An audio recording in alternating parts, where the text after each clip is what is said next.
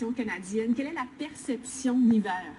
Là, ça se complique un peu. J'ai eu la chance de pouvoir faire des entrevues avec environ plus de 1000 Canadiens, de Terre-Neuve en passant par le Québec, l'Ontario, les prairies canadiennes, l'Ouest canadien, les montagnes en Colombie-Britannique aussi, évidemment dans le nord, dans le sud de l'Ontario.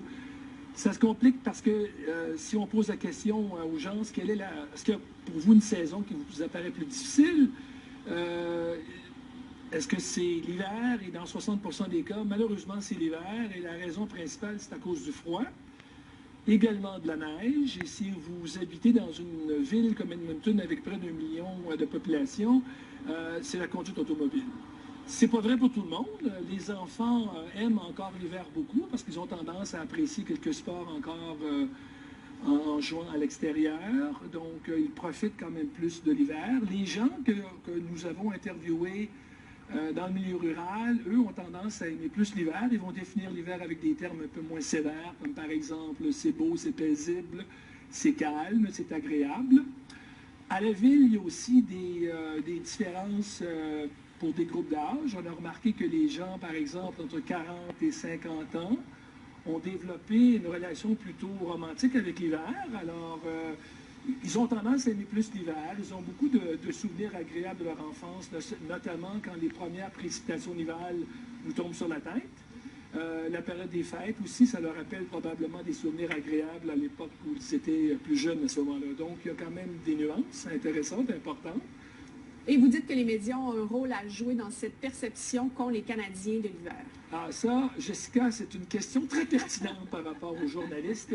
Vous savez, malheureusement, les mauvaises nouvelles ont tendance à être de bons vendeurs. Alors, on remarque que les gens, lorsqu'ils lisent les mauvaises nouvelles, ils ont tendance à porter attention davantage à ça. Les journalistes jouent un peu ce jeu-là par rapport à l'hiver. À chaque fois qu'il va y avoir, par exemple, un carambolage parce qu'il y a de la pluie verglaçante sur la chaussée, ou encore, il y a une tempête de neige, par exemple dans la région de Montréal, ou ça peut être à Toronto.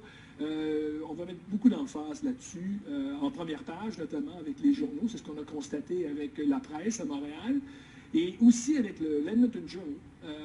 On met beaucoup d'emphase sur les mauvaises nouvelles, les tempêtes, les accidents, les aéroports qui ferment. Donc ça, malheureusement, ça crée une mauvaise perception. Et justement, dans les Canadiens et les Canadiennes que nous avons interrogés au Canada, quand on leur demandait si les médias ont tendance à avoir un effet sur eux, ils vont répondre souvent oui. Et ils ont tendance à nous dire que vous exagérez un petit peu trop par rapport aux mauvaises nouvelles. Alors, vous pouvez faire un effort en ce sens-là aussi. Puis, il y a quelques efforts qui ont été faits depuis quelques années, mais dans l'ensemble, je vous dirais qu'environ 60% des articles que l'on voit en première page et en troisième page, et aussi dans l'ensemble des journaux, c'est négatif à environ 60%. C'est un peu malheureux. Et qu'est-ce que vous avez comme statistique qui serait intéressante à retenir dans votre livre? Quelque chose, une anecdote, une statistique, un fait marquant de notre hiver canadien? Il y a beaucoup de choses. On a étudié notamment les mythes. Il y a plusieurs mythes par rapport à l'hiver. Il y a aussi, en Ontario, ça peut se faire ailleurs, mais je sais qu'en Ontario, notamment dans le nord de l'Ontario, il y a certains lacs, ça gèle l'hiver, et puis au milieu de l'hiver, on apporte un vieux véhicule, ce qu'on appelle chez moi, par chez moi, un bazou, qu'on place sur la glace, et à ce moment-là, on va prendre des paris pour savoir quelle est la journée où tout va s'effondrer. Alors ça, c'est des choses qui peuvent être intéressantes. Il y a aussi, je pense que les Canadiens s'intéressent beaucoup au hockey. Alors dans mon livre, j'ai examiné à peu près tous les matchs de hockey qui ont été faits à l'échelle internationale, et je pose la question suivante. Qui sont les meilleurs joueurs de hockey au monde? Alors, j'ai la réponse dans le livre.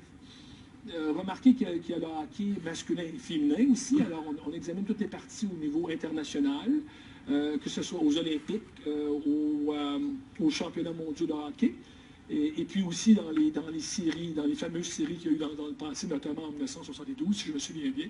Alors, on examine ça, puis on donne la réponse aux gens qui sont intéressés à lire le livre. Mais parfait, je n'ai pas d'autres questions. Merci beaucoup pour cette entrevue. On va essayer de profiter de ces derniers mois d'hiver avec le sourire. J'espère. Merci. Merci.